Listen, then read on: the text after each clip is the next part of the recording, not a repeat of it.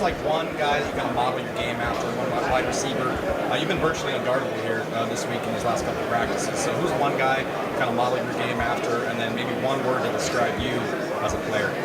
Tank Dell. He literally just texted me and said, "I see you out there balling." Tank Dell for sure. Cooper Kupp and Tyler Lockett. Tyler Lockett doesn't really take hits, as you see, catch and go down, and that's kind of why you see me when I play the game and I see three guys in front of me, I go down whenever I can't go anywhere. Cooper Kupp, he helped me this offseason as far as decision making and option routes and stuff like that. And Tank Dell, because the route running and the shiftiness and the size wise, those three guys right there played a really big role in my game. Obviously, my coach, Junior Adams, tied me into all these guys. So thankful for him, too, also. But all those guys I just named, I definitely think my game is very, very similar. And just going to watch Bo, very first game against Seattle, seeing Tyler Lockett in person, we definitely similar, for sure. Yes, I'm not sure anybody will get their hands on you on the line of scrimmage. What kind of work went into your release packages, and why have you been so successful at keeping them? Because I think a lot of DBs show their hands. It's a chess game. You got to be able to be patient, let them show their cards first. It's like you playing a game of spades. Like, you know what I'm saying? Like, you show your hands first, it's easy to go back and win at the end of the game. You're gonna get your spades out. So you shoot your hands, I know exactly where I'm gonna go. If you can't touch me, then it's speed over like what you got. And I know by far I'm the fastest here. So it's one of those things I take pride in. I've been working on it since I got to Oregon, because when I got to Oregon, that's when my game truly, truly changed.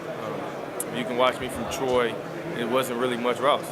You know what I'm saying? I was running by people whenever chance I got. But when I got to Oregon, all right, now it's time for routes. It's time to know different things. So for sure, that's probably why. Kind of building on that, a lot of people mention how you're an oversized receiver, but for you, how is that an advantage against some of the bigger corners you're facing? I think a lot of guys are scared to get beat deep. Like, you know what I'm saying? So use that to your advantage. Mix your game up. You can still beat them deep even though they know you're running deep. You just got to attack it different. And size doesn't matter. Look at Devontae Adams. He won a Heisman Trophy. He's in the NFL. He's in the Super Bowl again. You got Tank Dell in there balling right now. You definitely have Cooper Kupp and Tyler Lockett in there balling right now too. You got a guy from the Chargers. I can't think of his name, number 19. But really good, small, undersized guy. And he's really good because I watch him. It's things like that I watch and I know, like, we're not bodybuilders.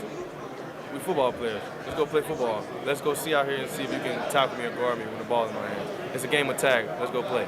For sure. If I'm an NFL scout or a coach, I want you to sell me on Barth. What would you say? Oh, scrappy. You're a scrappy guy, very smart. You're a technician.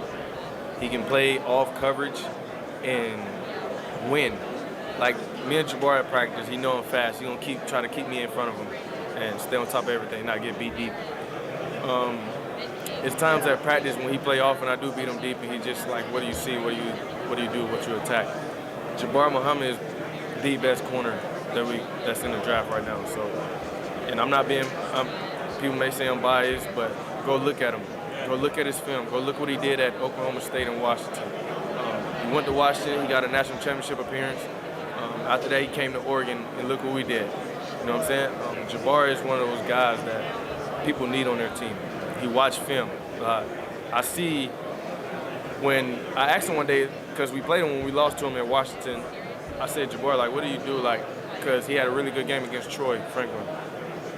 And he said, bro, I watched film from when Troy was in high school. That's the type of thing, that's the type of guy Jabbar is.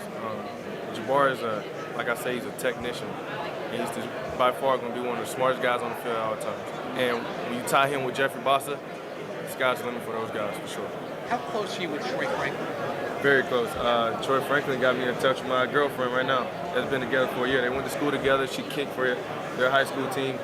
And he put me in point of contact with her, so the rest is history. What has he told you about what to expect as a receiver at the next level? You can beat a DB off the line, but they're so smart, they know angles. You're still going to have to win. Everything, no wasted movement. You have to be smart when you get to the league. All right, guys, last question. Could you see yourself in an offense like that with like Chris Olave with the weapons they have? Oh, yes, for sure. Saints, I've been watching too because Kool-Aid McKinstry there, that's my boy, he's from Birmingham.